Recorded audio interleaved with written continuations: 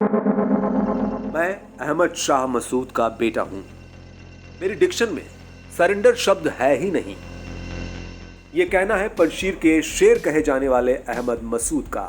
दावा किया जा रहा है कि पंजशीर पर कब्जा करने की कोशिश करने वाले करीब 300 तालिबानियों को ढेर कर दिया गया है। तालिबानियों ने बेशक अफगानिस्तान पर कब्जा कर लिया है, लेकिन पंजशीर प्रांत में तालिबान को मुंह की खानी पड़ी है। ताजा हालातों की बात करें तो तालिबान ने पंजशीर के बाहर डेरा जमा लिया है और जिसने पंजशीर में घुसने की कोशिश की है वो पंजशीर के शेरों के सामने ढेर हो चुके हैं। अफगानिस्तान की राजधानी काबुल पर कब्जा जमा कर भले ही तालिबान ने अपनी सरकार बनाने की ओर कदम बढ़ा दिए हों, लेकिन अभी भी वो एक मिशन से दूर है। वो मिशन है पंजशीर। जहां कब्जा करना तो दूर, वहां टिकना भी तालिबानियों के लिए मुसीबत बन गया है। ये क्षेत्र अहमद मसूद का क्षेत्र कहलाता है। अहमद शाह मसूद के बेटे अहमद मसूद अपने लड़ाकों के साथ तालिबान की हर कोशिश को नाकाम कर रहे हैं और उनकी मार से घबराए तालिबान ने बातचीत का हल निकाला है। लेकिन अहमद मसूद, जिन्हें पंजशीर का शेर कहा जाता है, वो तालिबानियों की एक सुनने को तैयार नहीं है। अहमद मसूद को पंजशीर में साथ मिला है अफगानिस्तान के कार्यकारी राष्ट्रपति अमरुल्लाह सालेह का। बेशक तालिबान सरकार बनाने में जुटा है, लेकिन अफगानिस्तान के संविधान के मुताबिक अमरुल्लाह सालेह ही वहां के राष्ट्रपति हैं और अब ये दोनों ही नेता तालिबान को चुनौती दे रहे हैं। पंजशीर में इस वक्त नॉर्दर्न अलायंस तालिबान से लड़ाई कर रहा है। अफगानिस्तान के कार्यकारी राष्ट्रपति अमरुल्लाह सालेह ने आज तक से बातचीत में साफ किया है कि वो अपने मुल्क को तालिबान नहीं बनने देंगे।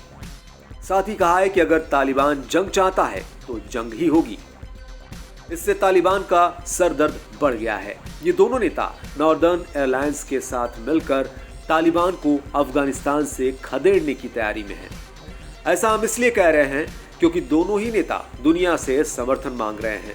आपको बता दें कि नॉर्दर्न अलायंस वही गुट है जिसने अब से 20 साल पहले तालिबानियों और रूसी सेना को टक्कर दी थी, लेकिन अब एक बार फिर तालिबान के खिलाफ सबसे बड़ी दीवार बनकर ये लड़ाके सामने आ गए हैं। जानकारी के मुताबिक तालिबान ने जिस इलाके में हमला किया था वहां नॉर्दर्न अलायंस के लड़ाकों ने उन्हें दबोच लिया। दावा किया जा रहा है कि करीब 300 तालिबानियों को मौत के घाट उतार दिया गया है। हालांकि ये लड़ाई अभी थमी नहीं है, क्योंकि बड़ी संख्या में तालिबानी लड़ाकों ने पंजशीर का रुख किया है, जहां उनकी कोशिश इस इलाके पर पूरी तरह से कब्जा जमाने की है। इस बात की पुष्टि कार्यकारी राष्ट्रपति अमरुल्लाह सालेह ने एक ट्वीट के जरिए की, जिसमें उन्होंने लिखा कि अंदराब घाटी में तालिबानी हमारे लड़ाकों के ट्रैप में फंस गए। आगे लिखा है कि अब तालिबानी पंजशीर की सीमा पर बड़ी संख्या में आए हैं, लेकिन सालांग हाईवे हमारे लड़ाकों के पास है।